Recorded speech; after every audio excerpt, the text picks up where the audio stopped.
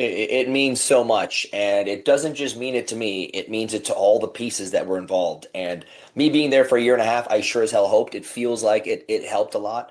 But the groundwork has been laid for years now. The behind the scenes people, Tommy and Hunter coming up creatively with everything, people getting hired, getting some new fresh faces that are 20 years old and just breaking onto the scene, bringing so brand new knockouts in, bring brand new fighters in, and then having the likes of the Hardys and Joe Hendry going viral every other week and doing something cool. So all these pieces mixed together with this groundswell of just this organic support.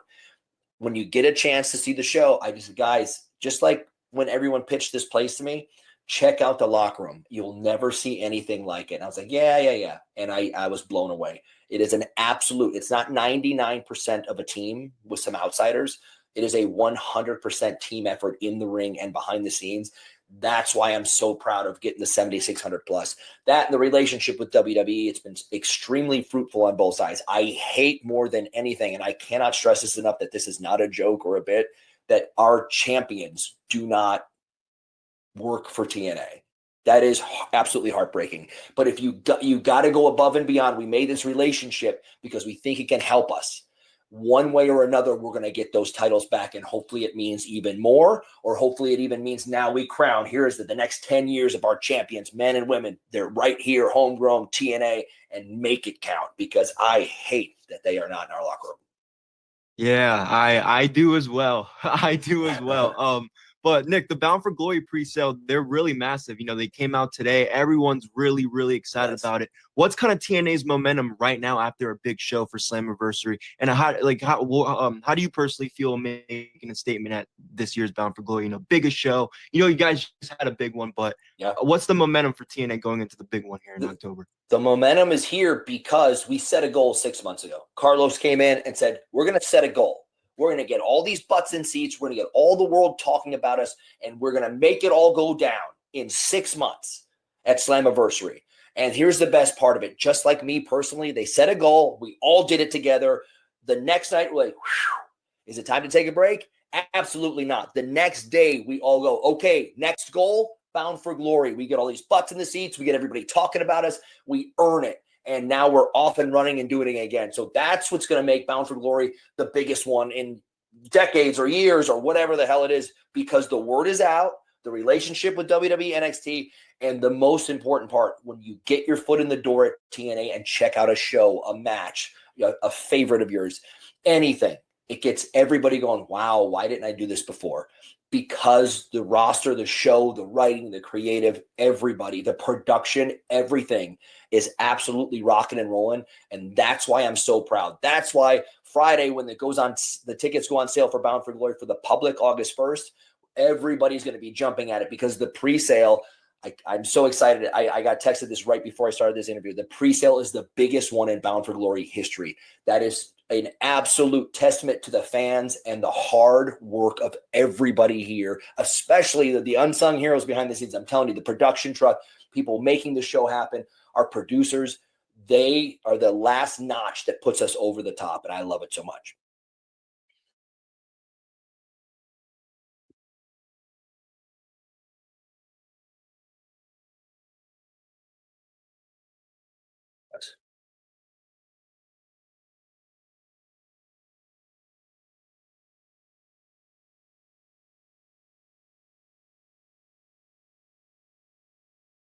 So creatively, I'm not going to touch that because I don't want anyone to know yet. But the important part is my brother and I still rocking and rolling together, still keeping everything together.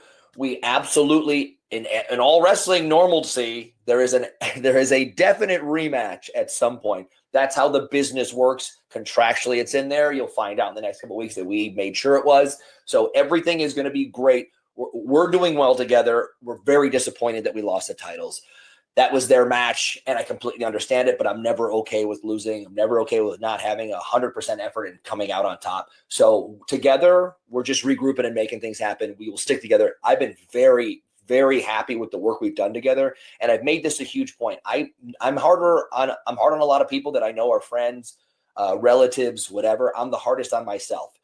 if myself and my brother Ryan didn't work out at all or was even like pretty good, I was going to pull the plug because I didn't want to waste time when there's so many hungry superstars in our way that all want that spot. I didn't want to take it away if we were doing average work or good work. Together, until Slammiversary, we were rocking and rolling on all cylinders. So we're going to try and get it back.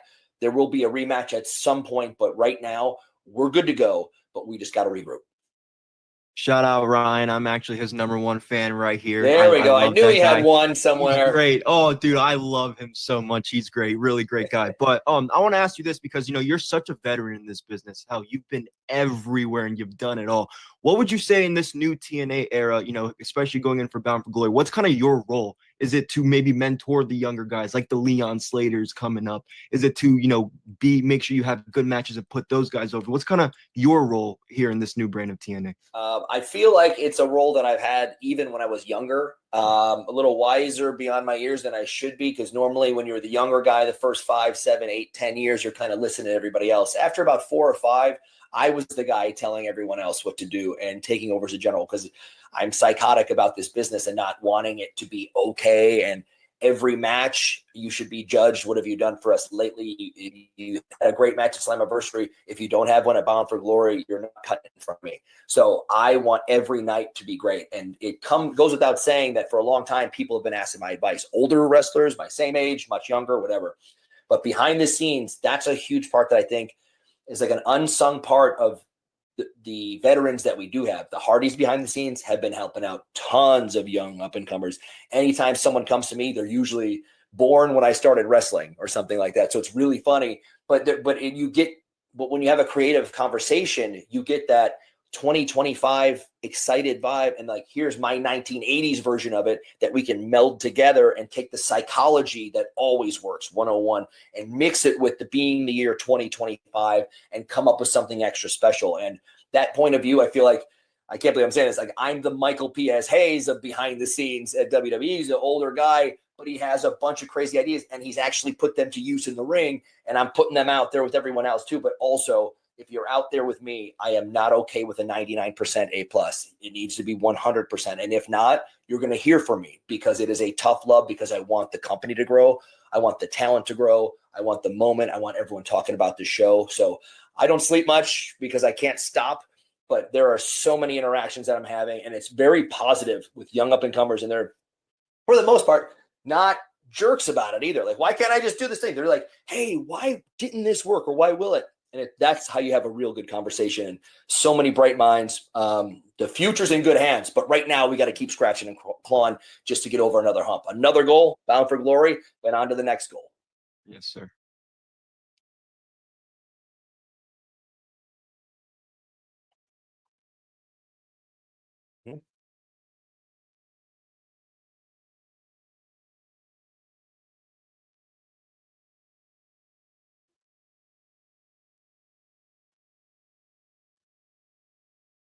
You know what? I've said this very publicly and privately backstage.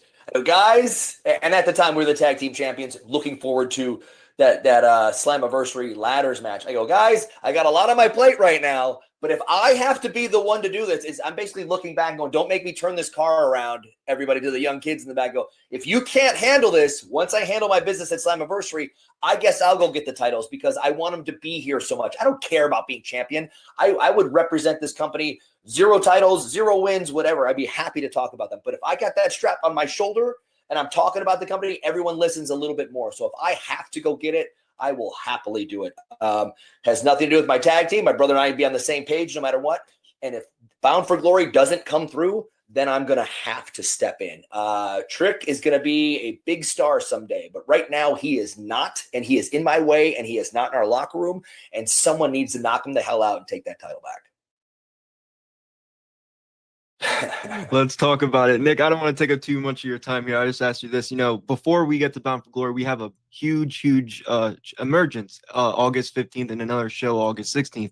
Yes. What can kind of fans expect from those events, and how are those events kind of going to set the tone for Bound for Glory kind of coming up in October? The best part is, whether it's a gigantic pay-per-view that everyone has known about for years that has a tradition, or it's a live event, we treat it no differently. And I cannot stress that enough. Like, I'm not just saying that.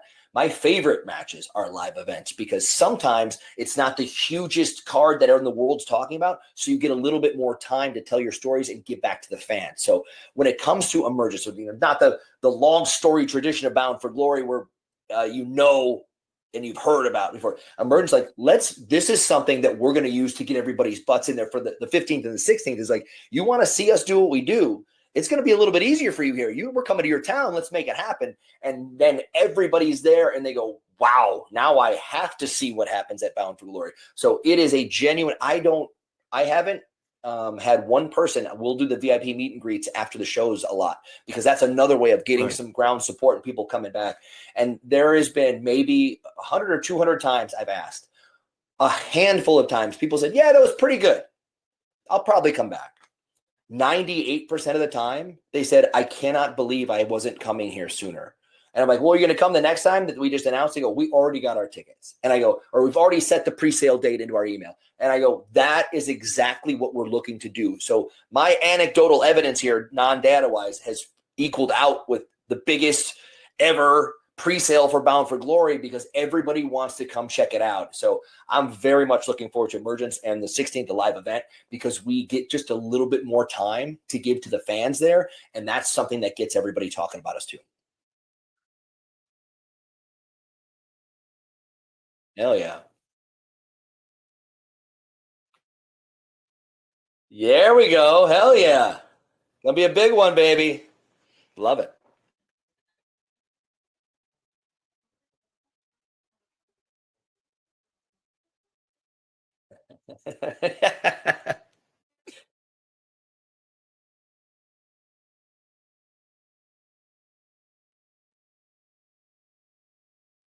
Thank you. Yes.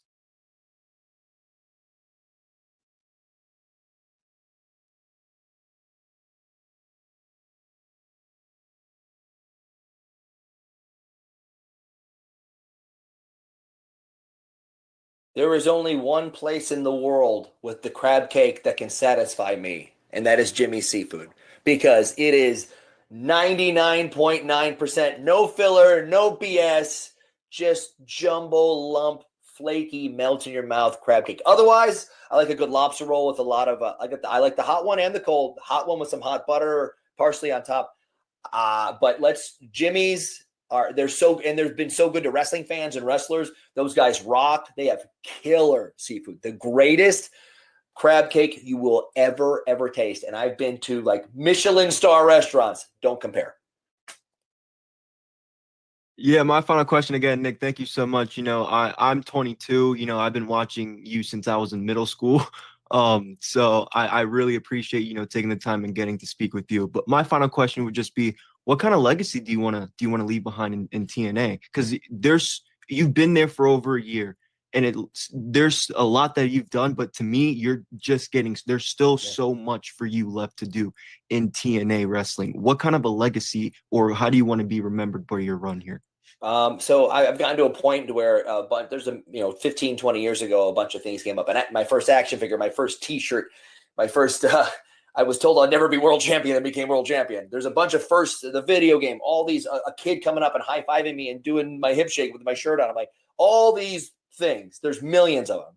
And what it comes down to now, I'm not sitting here going, I needed to win another. If I win 4 more world championships, then I'll be happy. I'm never going to be happy. I don't sleep. That's the reason I'm driven like this. So all I want to do is go out there and have everybody start even more so talking about TNA because of the spark that we got going a little before Slammiversary and rock and roll now. But I don't care about titles. I don't care about wins. I want to get in the ring with the next generation that are going to be taking over one day, and I'm going to beat their ass and make them fight for me to take it, because that's what's going to make them so much better down the line. All I want to do is when I retire, I want people to talk about, oh, I got this award. I got this award. I want everyone to know that I gave everything I could to this business, and it is better for me being in it, and the future is bright because of the trail that I left for everyone else. That, and I'll slap the shit out of Trick and take that title if I got it myself. Yes, you will. Yes, you will.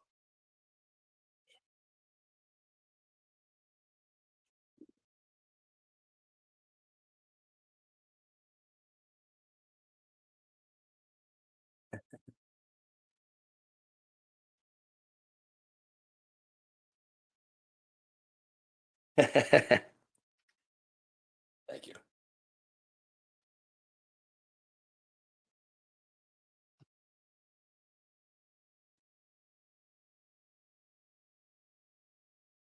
You got it, brothers. Thank you guys for the time. Yes, sir.